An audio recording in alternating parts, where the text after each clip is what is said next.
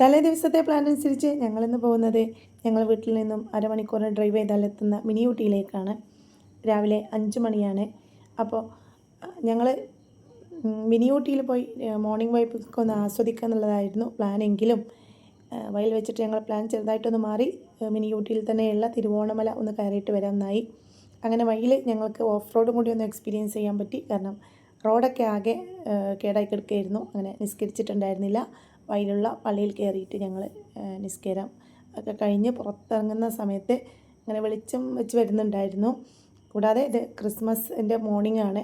അപ്പോൾ അടുത്തുള്ള ചർച്ചിൽ നിന്നും ജിങ്കിൾ ബെൽസിൻ്റെ പാട്ടും കേൾക്കുന്നുണ്ടായിരുന്നു. അപ്പോൾ ആകെ കൂടി നല്ലൊരു വൈബായിരുന്നു, നല്ല തണുപ്പുണ്ടായിരുന്നു. അങ്ങനെ അവിടെ നിന്നും 2-3 മിനിറ്റ് നമുക്ക് ഡ്രൈവ് ചെയ്ത് കഴിഞ്ഞാൽ തിരുവോണമലയിലെ സ്റ്റാർട്ടിങ്ങിലെത്താൻ പറ്റും. അപ്പോൾ സമയം 6:30 ആയിട്ടുണ്ട്. വെളിച്ചം നല്ലോണം വന്നിട്ടുണ്ട്. അങ്ങനെ നമ്മുടെ ആ വഴിയുടെ 2 സൈഡിലും നല്ല കാടാണ് കേട്ടോ, നല്ല കാടാണ്. പിന്നെ അവിടെയൊക്കെ കുരങ്ങന്മാരെയൊക്കെ കാണുന്നുണ്ടായിരുന്നു.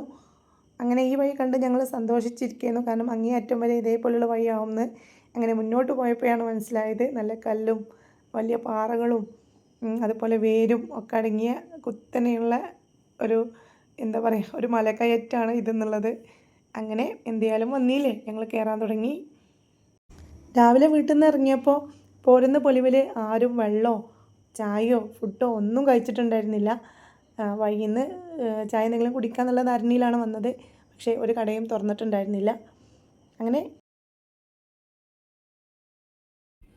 ഞങ്ങളിങ്ങനെ കയറിക്കൊണ്ടിരിക്കുമ്പോഴാണ് ഈ മക്കൾ കയറി വരുന്നത്. അവർ ഞങ്ങളെ വീടിൻ്റെ ഒക്കെ തൊട്ടപ്പുറത്തുള്ള സ്ഥലത്തുള്ള മക്കളാണ്.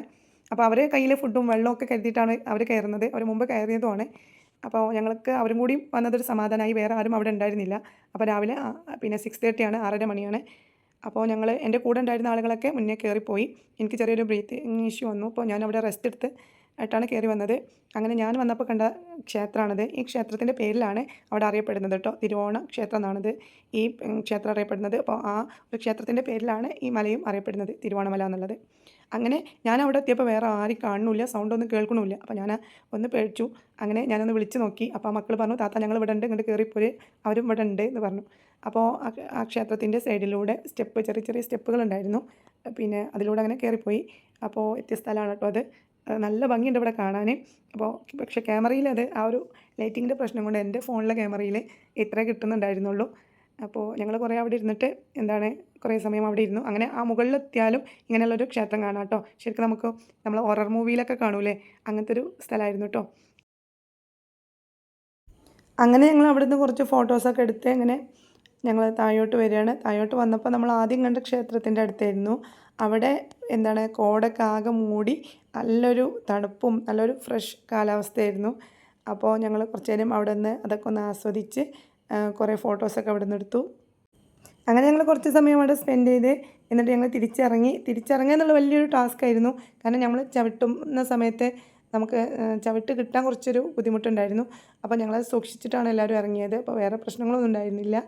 അങ്ങനെ ഞങ്ങൾ കയറിയ സമയത്തേക്കാളും നല്ലൊരു തണുപ്പ് അവിടെ ഉണ്ടായിരുന്നു ആ സമയത്ത്. കാരണം കോട അങ്ങനെ താഴോട്ട് ഇറങ്ങുന്നതുകൊണ്ടാവും. ഞങ്ങളെല്ലാവരും നന്നായിട്ട് ആസ്വദിച്ച ഒരു യാത്രയായിരുന്നു ഇത്.